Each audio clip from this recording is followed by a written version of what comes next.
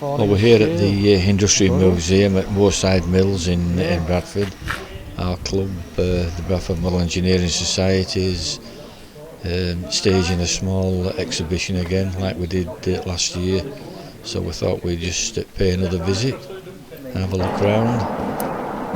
And here's a nice 4-inch scale burrel built by one of the members. Lots of work involved here. It's quite a large engine.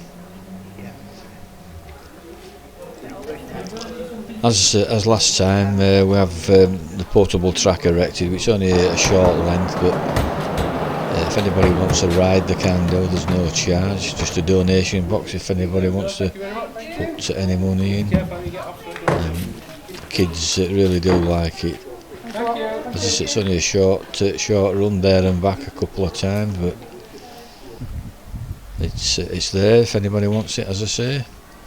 There's Russ, our boiler inspector and track superintendent, common sense, managing the traction engine. And you see a general view of the building, and there's the entrance. And then we'll make our way inside and have a look at the setup.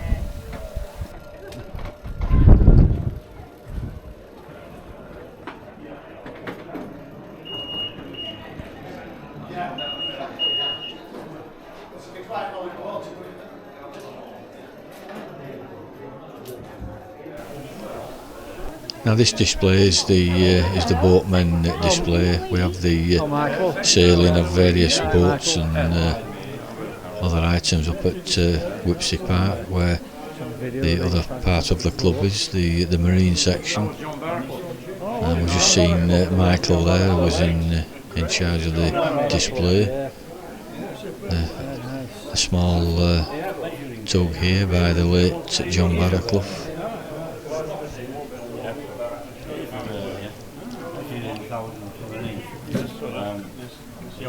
to see how this works. Michael here is about to show a young chap how the controls work, how the remote works. He's going to demonstrate starting up this boat, this high-speed craft. Yeah, there's one that gets a bit warm. Interesting item, this. But you don't put your finger in there because it will make a mess of it. A single propeller there. Yeah, that's the gentleman of They're engraved as a machine, and it was a cutter, and you go, moves on. many years ago. And the numbers are on it as well? He passed away. No, the numbers are done on an engraving machine, which But it is really. The same machine, I mean, yeah. no, Yeah, well, he was. they do that. He's self-taught engineer, he was as well. Yeah, he designed and built power boats. Recess.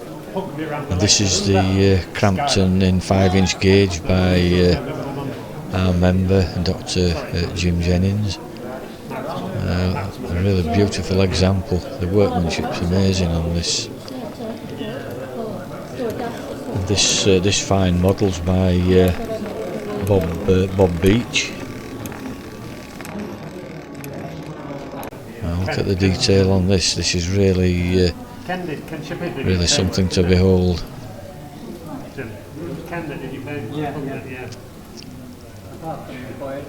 It has run up at our track at Northcliffe, and I did take some video of it on one of my previous posts on YouTube. Here's a nice 3.5-inch gauge titch, a design by LBSC, otherwise known as Curly Lawrence, in the Model Engineer.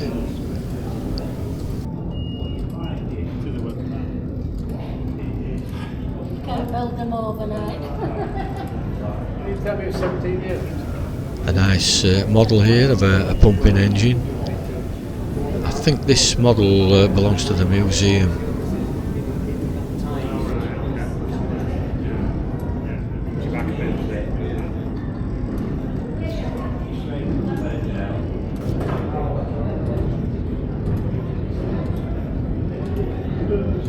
Yeah, couple of nights. Got coffee at 3 weeks. And then Amelia's at 8. Got a partner. Hello, Dom.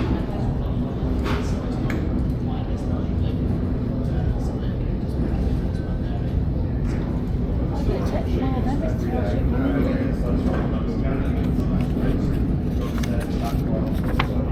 It's There's a woman or two. There's half a dozen. Hello. Fighting with Hey, me. that's my lucky year. We're going to have to knock this See, off. hey, I know, it's Right, people Tony. start talking about it. Well, I think they were bothering. Elizabeth talking to one of our long-standing members, Tony. Maybe. Yeah, Got well, that. that's You not got saying that. no. Well, we won't say anything. It's a different day to last week. It is, isn't it? Yeah.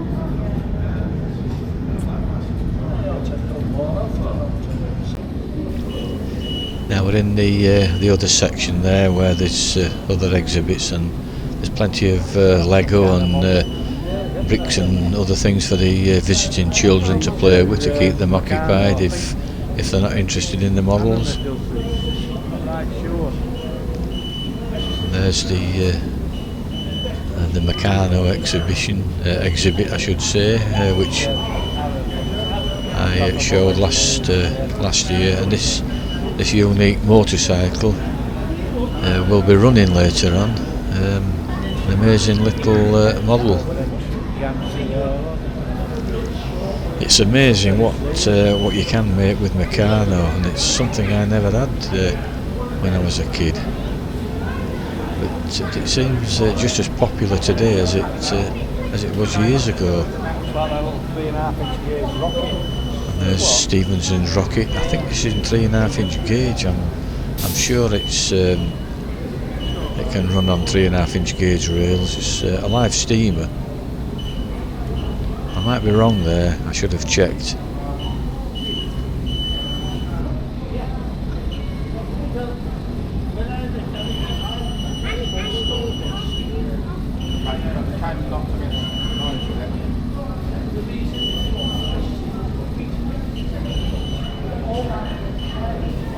Now that curious beeping sound you keep hearing is what drew my attention at the finish. It's one of those wild loop type things where you try and get round it without touching the side, like this little girl's trying to do. I wondered what it was when we first came into the area.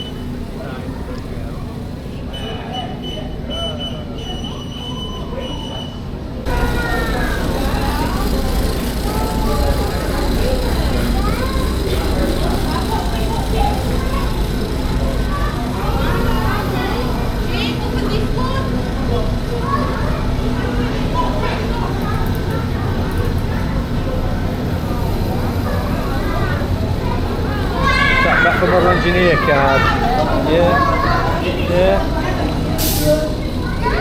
I'll see if I can have a go over this. I doubt it. No.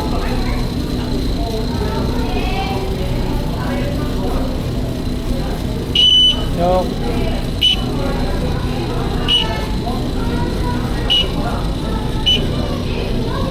I won't win any prizes with this.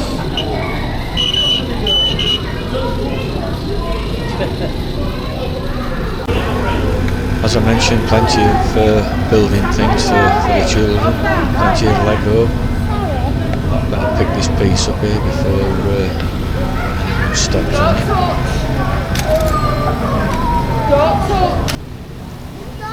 Now this is the O gauge setup, and I think these are some of the partially built Locos. David Jackson was in charge of this section, and he was running the circular track. One was a clockwork, and the other, of course, live steam.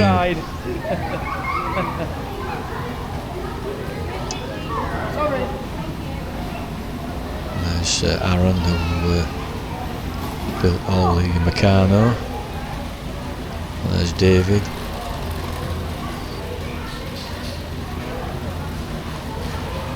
It's amazing the power of these small locos and the detail you can make into them. Now these locos are obviously not finished off yet and require the paint and other details to finish them off, but there's the black one there which is finished and nicely detailed and looks great. It's amazing the amount of work needed in these smaller locos. There's a good comparison there, finished loco behind and one to be finished painted in front, which looks like a Lancashire Yorkshire engine to me. And the one which is nicely finished. All live steamers, of course. Like this one running around the circular track. I believe this is oops, I've got a derailment. I believe this is a vintage one, what David was telling me. And there in the little black one, it's Hornby clockwork. Of course, the live steamers are fired with methylated spirit, so you have to be careful if they do tip over that spirit don't run out and set everything on fire. You've got to be watchful if a loco derails. There we go, we're off again now. Paused. Going to need a little bit of assistance. There we go.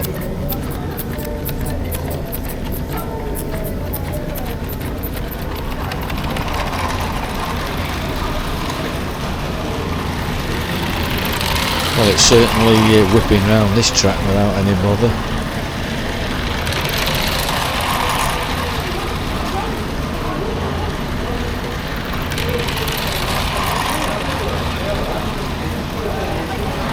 Yeah, that can certainly whip around.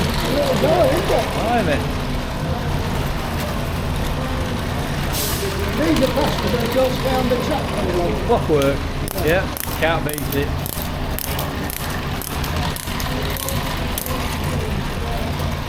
Well, that looks an old set.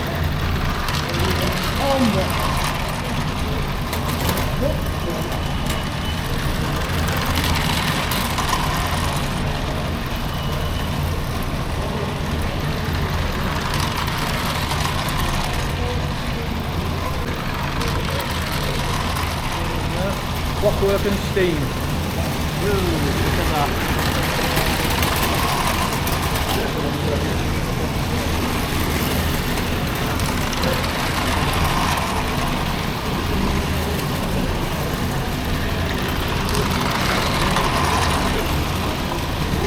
Collision.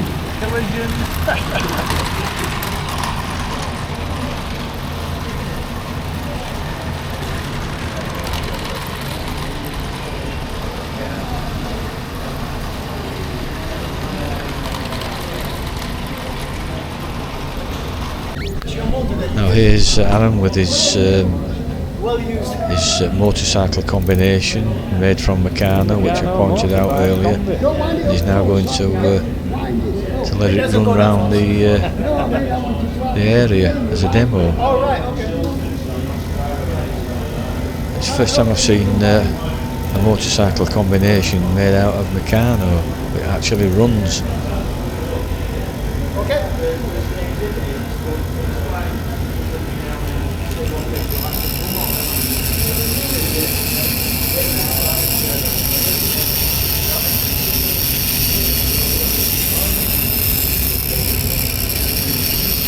It just shows you what you can make with Mecanno. Amazing.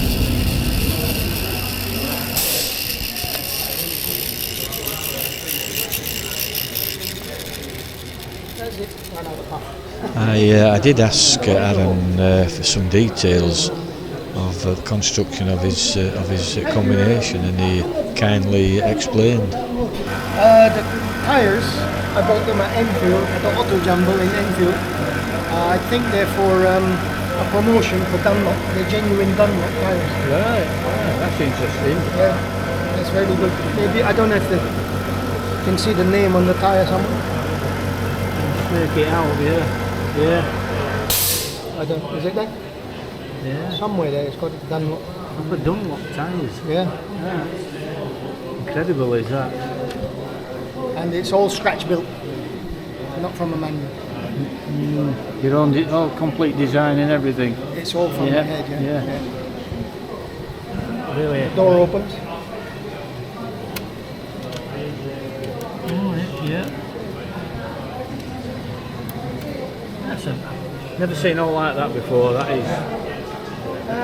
It took me about 5 weeks, I think. 5 weeks. 5 weeks. You made a lovely job of it. Thank you. That's Thank you. really impressive. Thank you. Really impressive. Yeah, thanks for letting us video demo. Lovely. Thank you.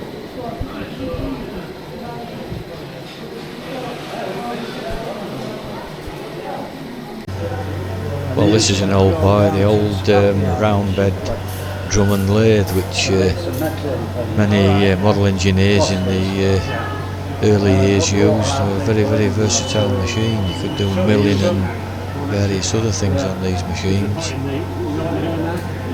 And one of our past old members used nothing but the round bed Drummond lathe for all his work. It's going to be a huge service area for the Mecanno trend.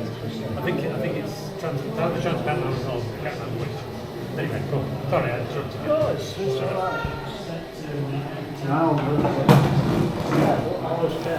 Now this is one old lathe. I'm sure this probably belongs to the museum as also the round bed Drummond.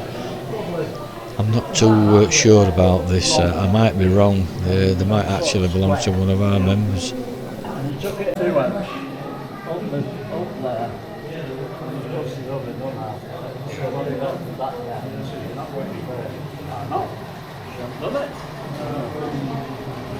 Now I'm just going to have a look, see if the main engine's running, and apparently it's not. Although there is one in the corner running. When I inquired if they still run under steam. Yeah, alright. Is it still run under steam? No. They'll do it now. The steam generator died quite a few years ago. Right. And we just can't afford to replace it. By the time we got it installed and all pipe, because they'd have to recertify all pipe work as well, we just can't afford it. It's a shame that. I used to like seeing it when it went in steam, you know. Yeah. I know that place at down near Doncaster. Used to be a big place full of steam engines, and they used to run on steam, but same thing. And the stuff so sort of from that corner over there, or that side up as far as Mag, the big green one, they've all been converted to run on compressed air. Right, yeah. So it's not steam, but at least we can. At least you can still see them running how they are, yeah. Oh, this one runs on compressed air as well. Right, yeah. The one in the corner we actually cheat. It's actually running in reverse because we're driving that, not that driving everything else. I'd like to say at least you can see them running. Yeah. That's the main thing.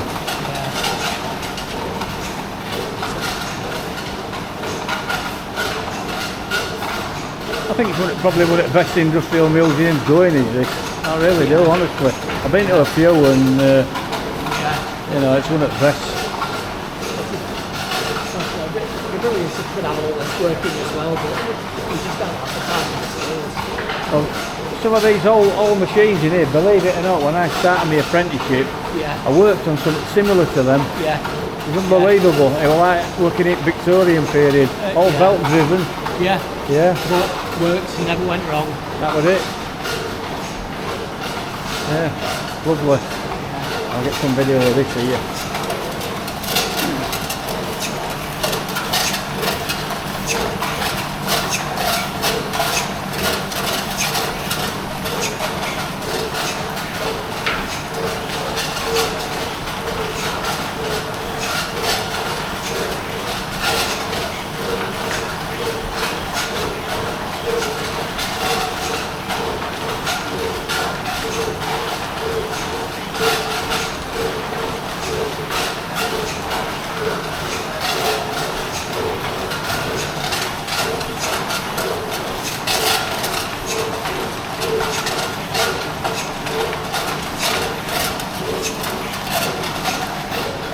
How would you go on for replacement belts?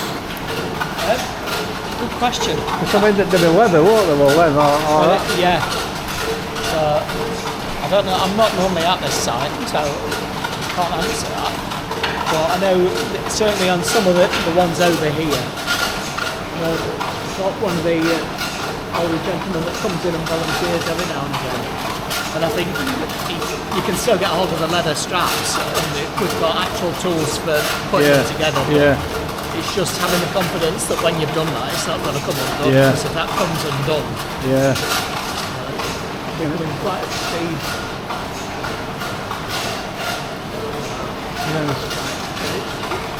The one with the saw there. Right. See, it's going round there, but just over repaired that at some You can see joints, can't you? Yeah. I mean, it can be done. Some of that's just dying out now, really, isn't it? You know, old belting. You know, but fascinating all the same. So that's where we're struggling. Yeah. It's the people with the skills. Yeah. They're not here anymore.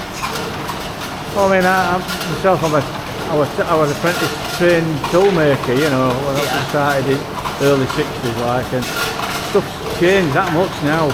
Yeah. In fact, there's no engineering around this area. It's all gone.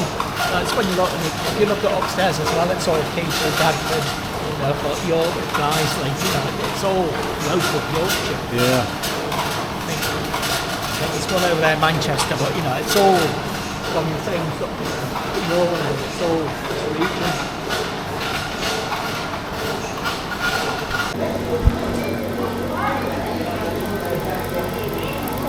Yeah, very well. Good. Always fascinates me, does that test tube there, that tube. How on earth, how will they run? Don't know. Have a vague idea. But it's thermoacoustic engine. Call what? Thermoacoustic. So that gives the name away. So thermo is that it gets hot, and waves is that there's a pressure wave in it. So basically it's a contraction and expansion of air. So there's a hot area, which is the front part of it, and inside there is basically a fan shower. That's just a heat in there. Right. That then goes to a small hole, which is in that part, the aluminium part in the middle. So that restricts how fast it can go. It also works as a heat sink. So as the air is heated up, it's got momentum and goes through to the other side, and it's cooler, so that's why it's cooling to cook. Right. So don't do that because you might do it yourself. You get the wrong part. But then, as the air comes back, you then pull the piston. So these actually work either way. So if you just give it a gentle rock, well, that's if you see it from this side, you can see the piston just going backwards and forwards. Yeah. Oh, yeah. Now, if you give more heat, it will actually go, and you go either way, or you can just click it, and that will turn and make it run. I see, yeah. So they're completely inefficient, Yeah. but you can't hide anything. Can you drive anything off of one of them then? Is there enough power? Yes, you can, but it has to be very low powered. A lot of people use Stirling engines, but this has got less power than them, I think. But what I've seen is somebody who's actually done one of those, and has had the flywheel horizontal, and it's actually done on a turntable, so it powers the turntable to go around slowly. So I might do that one of these. That'd be interesting, yeah. Another thing is that what they need to get into it can be quite an expensive problem if you're dealing with the metal side of things. Yeah. But these days you can get into it because, like, you've got 3D printing. Some people say it's not model engineering, but it is. You have to think about how you make things, but you do also go through the process. That's engineering, isn't it? Yeah. Outside? I thought with the beans. It's interesting mural, I've never seen that before. Well, I've never seen this before. Of the making of the Radford District.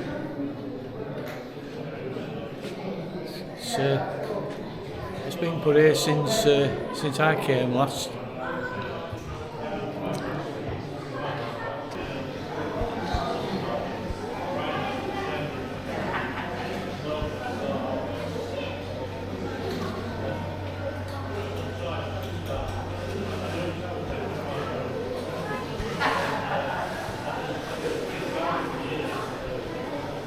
The Radford Canal, which has long been dismantled. We're at Moorside Mills, famous wool exchange in Radford, and of course Jowett cars were made in Bradford. And the Independent Labour Party was founded in Bradford also.